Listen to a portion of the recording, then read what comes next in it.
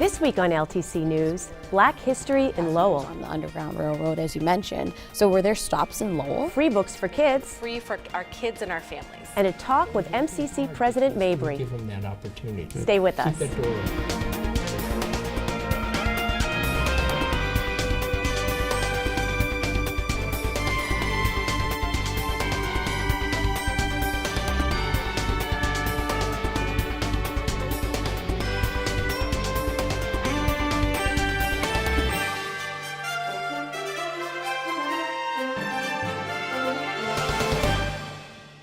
Welcome to LTC News. I'm your news anchor, Alana Flood.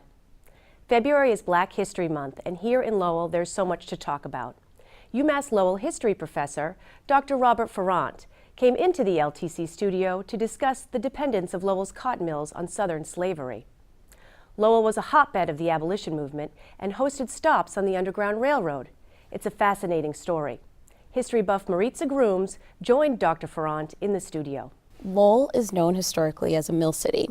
What impact did that have on slavery, and how did mill workers feel about slavery? Great question. Great way to start. So it's fascinating for me to think about the history because Lowell basically is cotton mills. And all the mills in the city basically consumed slave-produced cotton from the South, tons and tons of slave-produced cotton every year poured into the city of Lowell. And that's what made the mills work, and the mills are what made Lowell. So you could make the case that no slavery, no Lowell, in the sense that it was cheaply produced cotton produced by enslaved people. And on the other side of the equation, a goodly portion of the cloth that was produced in Lowell, this is really creepy in a way. A lot of the cotton came from the South, came into the mills in Lowell, and one of the products that was produced in Lowell was a very coarse cotton cloth that was then sent back south and used in clothing for enslaved people. Wow. And so this history is inextricably tied together. It's interesting that several of the overseers of the mills are against slavery. They're Quakers, and so for religious reasons they're against the institution of slavery, but they're also running a cotton mill whose raw material is produced by slaves. And so they encourage mill workers, young women mill workers, to circulate petitions against slavery. But if those same young women circulate petitions about their work conditions, about trying to shorten their workday from 14 or 12 hours down to 10, they get fired. Would you say that the mill workers were against slavery themselves? Early on, a core group of those young women formed the Female Anti-Slavery Society in the city of Lowell, and they connect to Boston, which has a large female anti-slavery society. Wow. They're raising money for the Underground Railroad. They're raising money to help legal cases for runaways who make it into the North and are going to be, slave catchers will come to the North to try to find people and bring them back to the South. They're raising money for lawyers to defend those people from being snatched up out of Lowell or any other city in New England and being taken back down south. And so there's a very vibrant network. And with the anti-slavery movement growing here, there were a lot of fugitive slaves who became passengers on the Underground Railroad, as you mentioned. So were there stops in Lowell? Yeah, there were several stops. And right here in town, like a block from where we are, St. Anne's Church, right on the corner of Merrimack, that beautiful old stone church. Yeah. The minister of that church was a guy named Theodore Edson. And he was the head of the Lowell Anti-Slavery Society, and they basically hid out people in the church. They gave, to use a contemporary term that everybody's talking about, sanctuary. They gave sanctuary to fugitives in the church.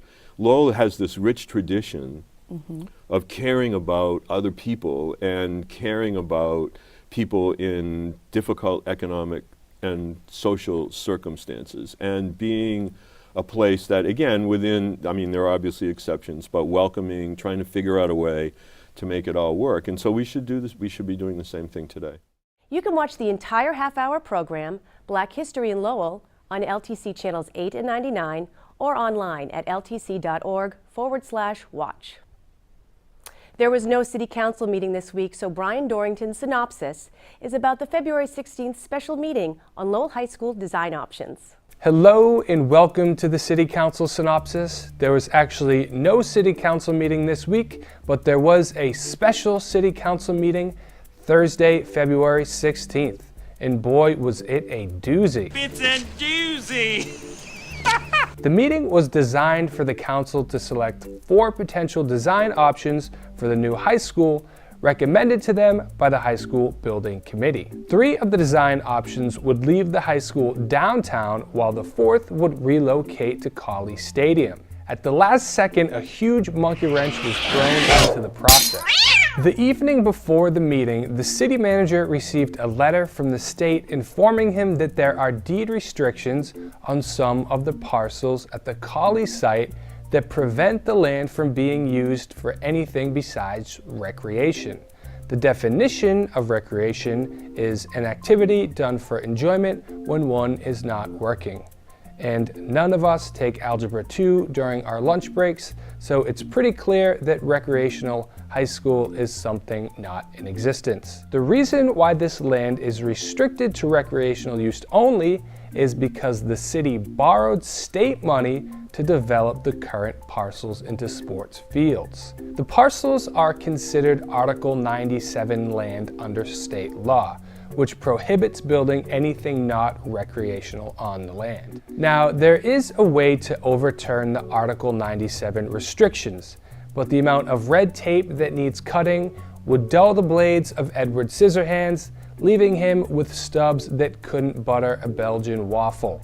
To overturn the restrictions, both the Board of Parks and the Conservation Commission would have to approve it unanimously.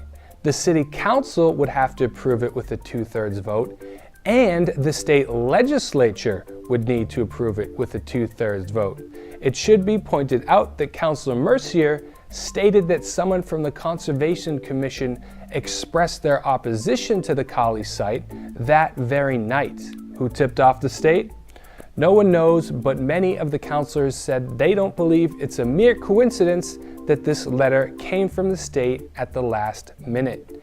There are a few culprits being whispered, and methinks it's only a matter of time until we find out who's behind this shabongle. Tasty. This, of course, has a serious effect on the possibility of building on the Colley site. That, however, didn't stop supporters of the Colley site from expressing their support in front of the council. 14 of the 16 residents who addressed the council all spoke in favor of the Colley site. And despite the Article 97 restrictions, the council still voted to recommend the Colley design option as one of the 4 choices. Now, I'm sorry I don't have time to explore the other 3 options, but as always, you can watch the meetings in their entirety on LTC Channel 99 or on demand at ltc.org anytime. Thanks for watching, and be swell. Having access to books at home even before entering school increases the chances of success in early grades. ProjectLEARN has developed a way to get books into local homes through the distribution of Book Nooks. It's a community-wide collaboration. ProjectLEARN's Executive Director, LZ Nunn, explains.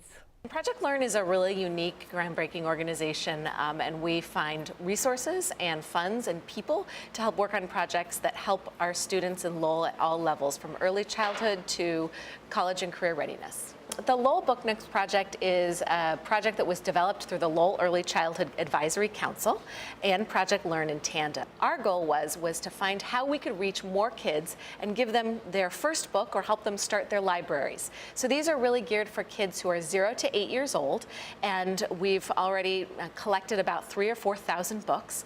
And what we want to do is bring them into local neighborhoods, and we're going to do that through these vehicles of the Book Nooks. It's just kind of like a fancy bookshelf. And we're looking for those businesses who might want to host a bookshelf or a book nook, or sponsor one for one of our local community organizations or a local business. All the books are free for the kids, so it's kind of like a little free library where kids can go in, they can experience the book nook, they can choose and select a book of their choice and take it home with them. And yes, we are looking for those who might want to donate a book or host a book drive so that we can keep replenishing these. But really the goal is to make them free for our kids and our families. We were looking for a local organization that could help make these book nooks into something special, something unique, made by hands here locally, and we really wanted to reach out and see if UTEC would get involved in this. Well, I'm Ken Gibson. I'm the program manager of the woodworking program, and we have 17 to 25-year-old young people, at-risk youth, and we're a vocational training piece, as well as mentoring and private coaching and helping them overcome barriers that they've got, and giving them some skills so when they leave here they can hopefully score something better than an entry-level position at a fast food restaurant. So hopefully the beginning of a career. And you know, because it's a wood shop, there's a lot of attention to detail. So we don't necessarily think they're all going to end up as woodworkers, but there are a lot of those jobs available. But certainly they could easily work in any manufacturing setting, or they could even work in a clean room, making catheters. It doesn't matter. That the math that's involved in doing this and the quality control is going to spill over into a lot of different areas. And we built one prototype, and we kind of looked at it and made some tweaks to it, and we're on the second version right now. They got to bring it to their opening event and had some young children interact with it, so that helped inform some of the tweaks. It's a break-even proposition for us. We're not losing money on it. We're giving our young adults that great experience on how to do a different kind of project.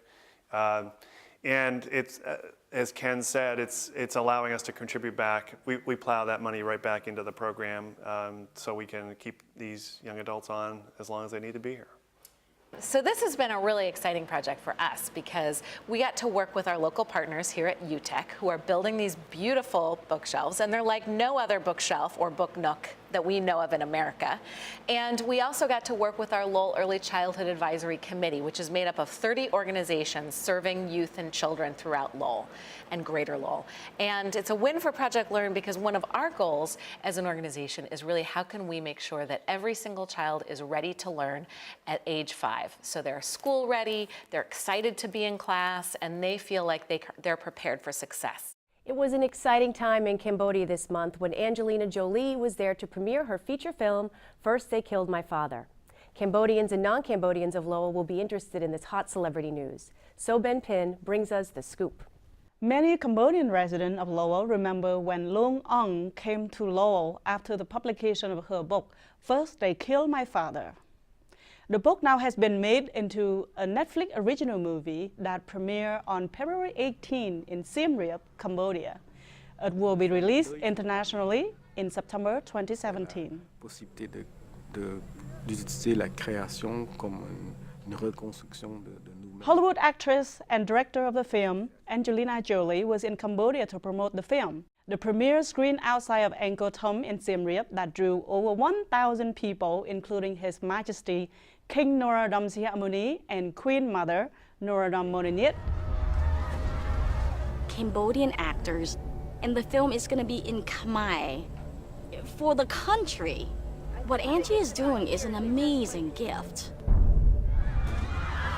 The heart of it is Luang's story. It's the story of a war through the eyes of a child, but it is also the story of a country. Angelina Jolie's Cambodian adopted son, Maddox, assisted in the film production.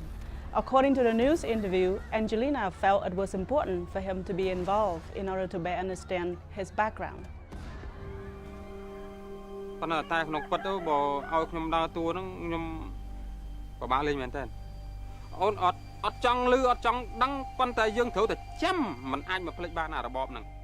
The film is based on the author Lung Ong's first-hand experience as a young child during the Khmer Rouge regime.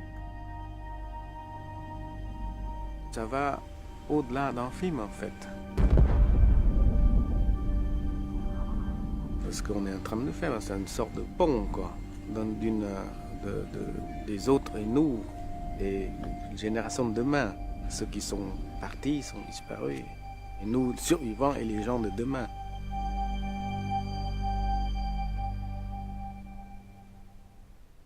On this week's Let's Go segment, Courtney O'Malley of the Greater Merrimack Valley Convention and Visitors Bureau takes us to the Tsongas Center, where there'll be fun events for the whole family. Welcome to Let's Go in the Greater Merrimack Valley. I'm Courtney O'Malley, and today we're here at the Tsongas Center at UMass Lowell. This coming weekend, the Tsongas Center will be jam-packed with a number of family-friendly events that coincide with this weekend's Lowell Winterfest.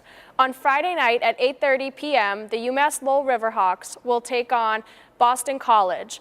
This is a highly anticipated event of their season, so be sure to check it out.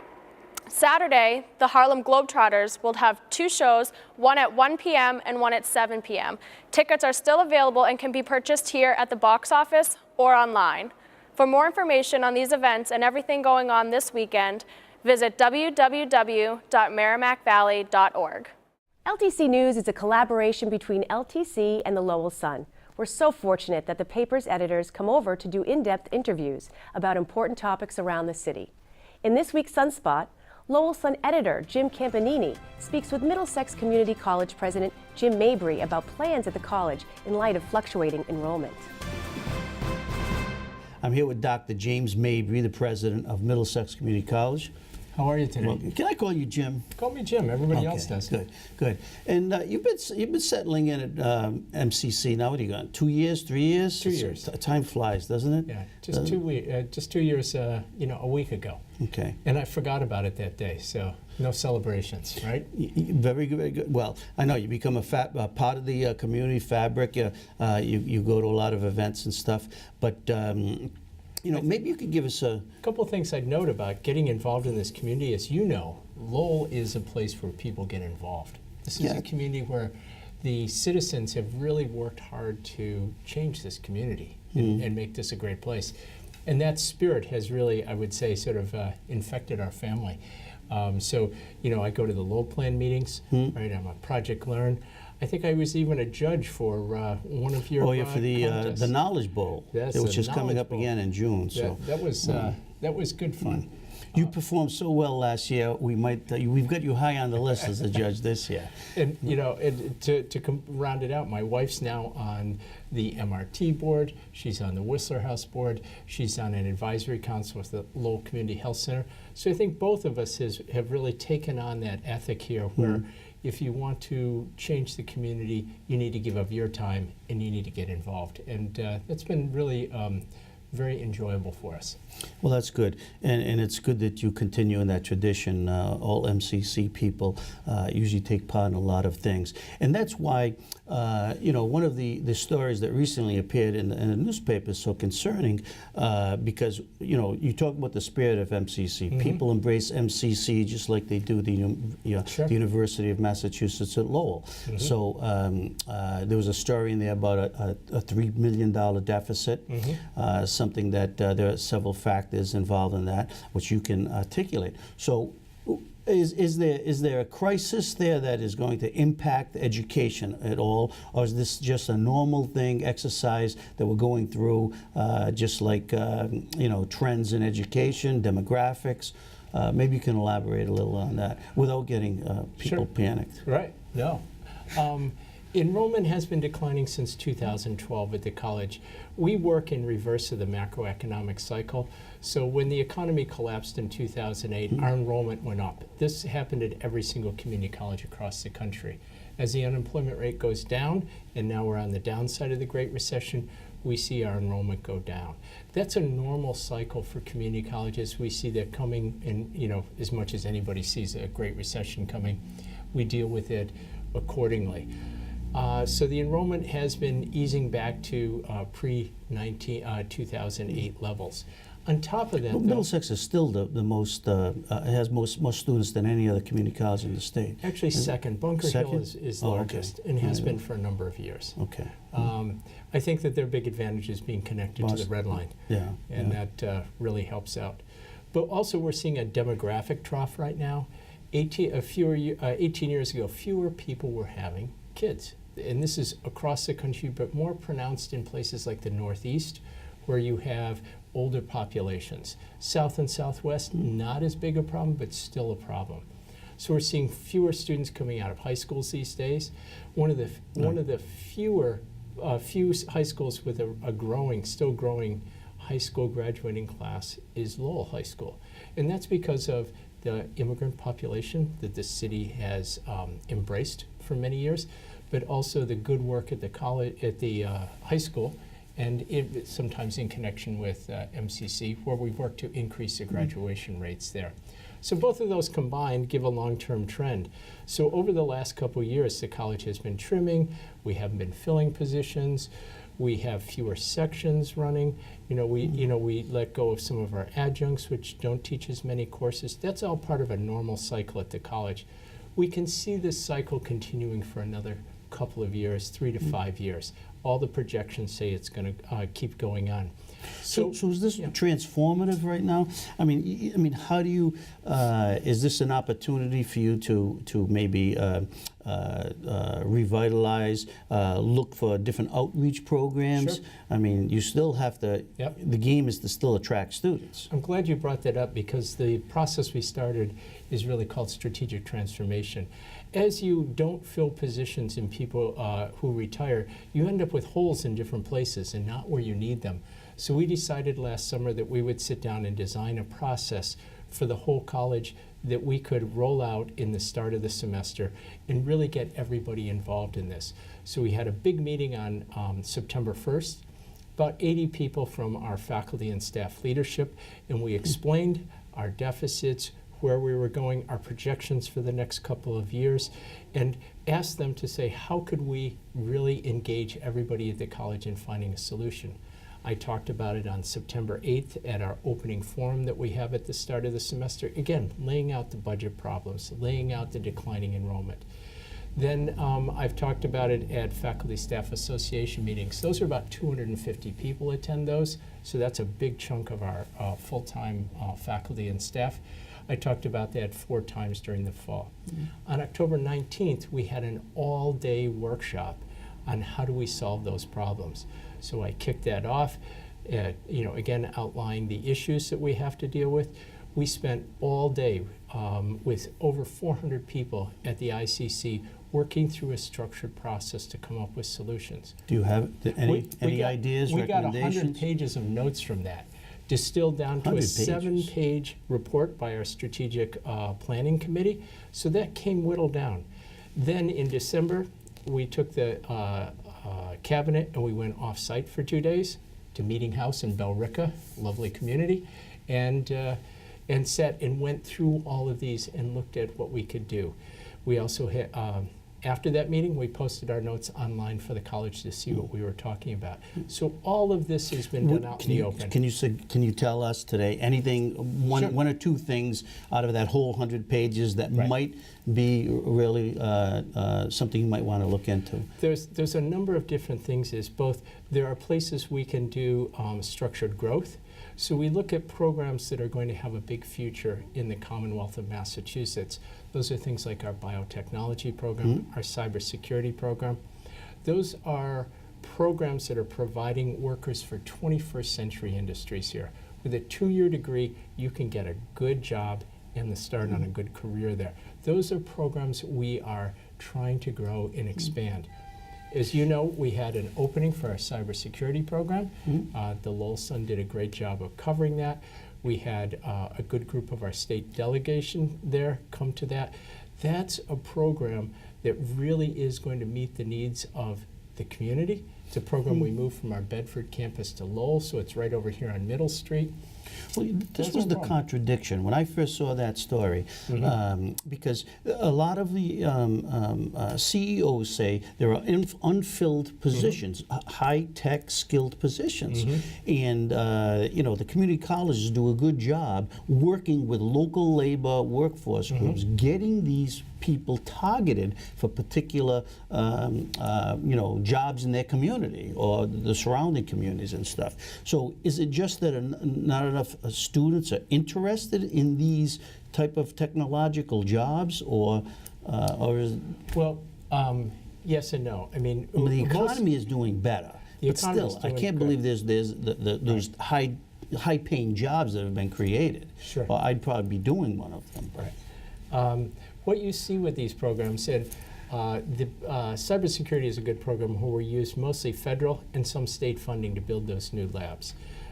That was really important to be able to get the support to put the high-tech equipment we need in there. But these are tough programs. You look at something like cybersecurity, you need a lot of programming skills, a lot of strong math skills. These are not easy. It takes students a lot of work to get through. Biotechnology program, great job in 2 years, but you need 5 semesters of biology, 3 semesters of chemistry, 2 semesters of math. So you could do a liberal arts transfer program much easier. Okay, now, Middlesex has a good program. Let's say they have an excellent program. You want to attract someone from the outside, say, out of Massachusetts, who sees the value of a 2-year education, you do it well. How do we get that person here? Does Middlesex consider maybe a little campus atmosphere, dormitory in the future? Right. Is that a possibility? That's been hard here because we don't have the financial authority to actually build dorms. So that's sort of one of the real problems in, as you're saying, expand the market. Our market is approximately 5 to 8 miles. If you look at any of the research for most community colleges, students come for within 5 to 8 miles. Where we get students from a bigger distance is for specialty programs like this. They'll come a bit farther. But again, you know how hard it is to commute in this area, how little public transportation there is. A recent study that the Baker administration has done started talking about consolidation and then realized there's no transportation. There's no way to do that with our current public transportation system. We don't have public transportation serving either campus. There's no buses that come to the Bedford campus. There's no buses that come to the Lowell campus. So our students have to figure out on their own how to get to it. Now, we do attract... What if there was a company out there that saw Middlesex doing a great job, and you maybe got into an agreement with maybe a local developer here who had 12 apartments available, and they had 12 students that they wanted to come in? Is that a possibility? Is that? Yes. We have a very strong corporate education department, and that works with a lot of employers within the community and a wider range throughout all of Middlesex County. And they are probably the best unit in the state.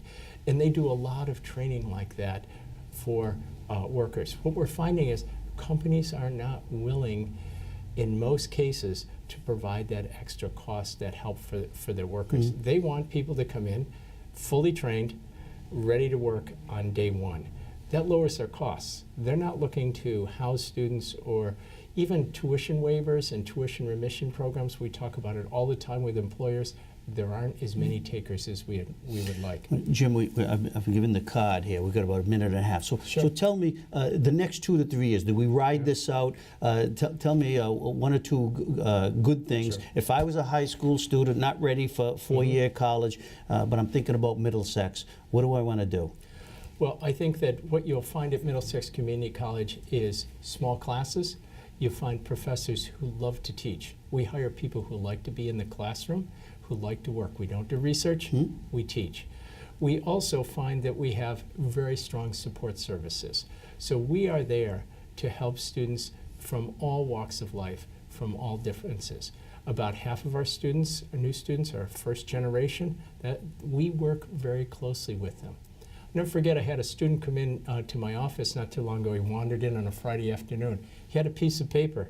He said, I'm on this list. I don't know what I did. Turned out the kid was on the dean's list. He had no idea what that meant. He thought he was in trouble, right? So he goes, I never made the honor roll in high school. So this is a kid with a 3.5 GPA. They're working hard because we give them that opportunity. Good. Keep that door open. I'm getting the hook. And plus you'll have a new arts center, performing arts center opening up in a couple of years, so that's a good thing. Well, I want to thank Dr. Mabry for being here today. And of course, you got it right here, and Middlesex is doing a great job, and it's a great opportunity if you have a child out there or a student who wants a good education. Thank you, Jim. Great. Thanks very much. Pleasure to be here. That's it for this edition of LTC News. You can find us on LTC channels 8 and 99, on the web at ltc.org, or get the link each week on Facebook. I'm Alana Flood. Be well.